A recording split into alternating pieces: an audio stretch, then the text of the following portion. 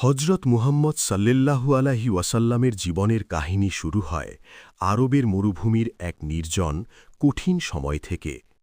তখনকার যুগকে বলা হতো জাহেলিয়াতের যুগ, অন্ধকারের যুগ। মানুষের মাঝে ছিল না কোনো নৈতিকতা, না ছিল কোনো মানবতা। মূর্তি পূজা, অন্যায়, অত্যাচার, নারীর অবমাননা, গরিবদের উপর জুলুম, এসবই ছিল সেই সমাজের দৈনন্দিন চিত্র।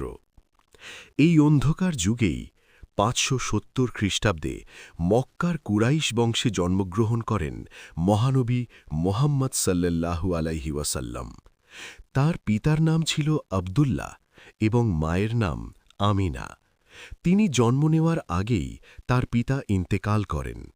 জন্মের কিছুদিন পরেই তার মাও দুনিয়া ছেড়ে চলে যান।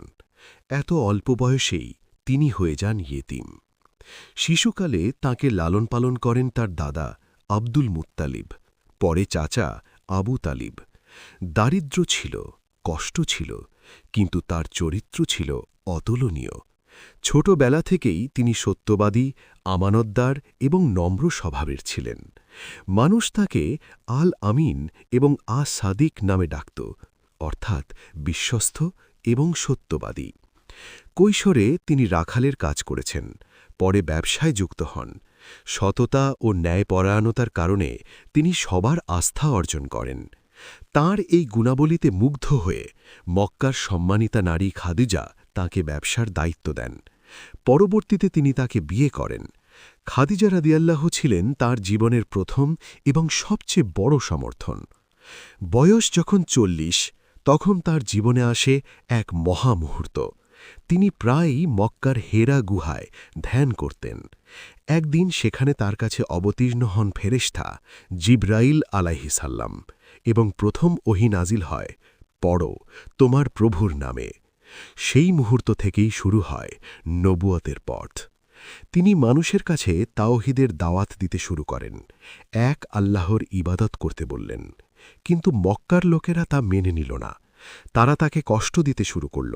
উপহাস, অত্যাচার, নির্যাতন সবই তাকে সহ্য করতে হয়েছে। তার অনুসারীদের ওপরও নেমে আসে কঠিন নির্যাতন। এই কঠিন সময়ে তার পাশে ছিলেন তার স্ত্রী খাদিজা রাদিয়াল্লাহু এবং ঘনিষ্ঠ বন্ধু আবু বকর রাদিয়াল্লাহু। ধীরে ধীরে ইসলাম গ্রহণকারীর সংখ্যা বাড়তে থাকে, কিন্তু কুরাইশরা আরও কঠোর হয়ে ওঠে। এক সময় মুসলমানদের ওপর এমন অত্যাচার শুরু হয় যে নবীজি তাদেরকে হাবশায় হিজরত করতে বলেন। কিছু মুসলমান সেখানে আশ্রয় নেন, কিন্তু পরিস্থিতি আরও খারাপ হতে থাকে। তারপর আসে এক দুঃখের বছর, আম উল হুজন। এই বছরে তিনি হারান তার প্রিয় স্ত্রী খাদিজা রাদিয়াল্লাহুকে এবং চাচা আবু তালিবকে। এই দুজন ছিলেন তার সবচেয়ে বড় সহায়ক। তাদের মৃত্যুতে তিনি গভীরভাবে ভেঙে পড়েন। এরপর তিনি তায়েফে যান ইসলাম প্রচারের জন্য, কিন্তু সেখানে মানুষ তাঁকে গ্রহণ না করে উল্টো পাথর নিক্ষেপ করে আহত করে।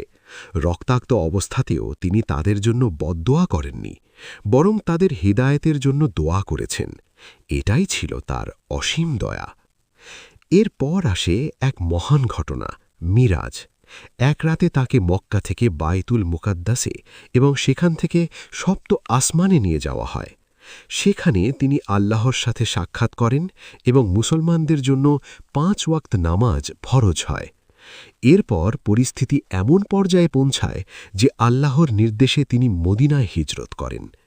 এই হিজরত ইসলামের ইতিহাসে এক নতুন অধ্যায়ের সূচনা করে। মদিনায় আসার পর শুরু হয় বিভিন্ন যুদ্ধ, বদর, উহুদ, খন্দক। এই যুদ্ধগুলোতে তিনি ছিলেন একজন মহান নেতা। তিনি কখনো অন্যায় করেননি, বরং সব সময় ন্যায়ের পথে থেকেছেন। বদরের যুদ্ধে মুসলমানরা অল্প সংখ্যক হওয়া সত্ত্বেও বিজয় অর্জন করে। উহুদের যুদ্ধে কিছু ভুলের কারণে মুসলমানরা বিপদের মুখে পড়ে, কিন্তু নবীজি ধৈর্য ধরেন। খন্দকের যুদ্ধে তিনি কৌশলের মাধ্যমে শত্রুকে পরাজিত করেন। এরপর আসে হুদাইবিয়ার সন্ধি, একটি শান্তি চুক্তি, যা প্রথমে মুসলমানদের জন্য কঠিন মনে হলেও পরবর্তীতে এটি ইসলামের প্রসারে বড় ভূমিকা রাখে। অবশেষে আসে মক্কা বিজয়। কোনো রক্তপাত ছাড়াই তিনি মক্কা দখল করেন। যারা তাকে নির্যাতন করেছিল তাদের সবাইকে তিনি ক্ষমা করে দেন। এটি ছিল ইতিহাসের এক অনন্য দৃষ্টান্ত। তিনি কাবা শরীফ থেকে সব মূর্তি অপসারণ করেন এবং একমাত্র আল্লাহর ইবাদত প্রতিষ্ঠা করেন।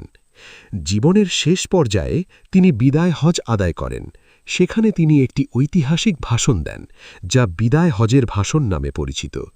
এতে তিনি মানবতার জন্য গুরুত্বপূর্ণ নির্দেশনা দেন: নারীর অধিকার, ন্যায় বিচার, ভ্রাতৃত্ব এবং ইসলামের মূল নীতি।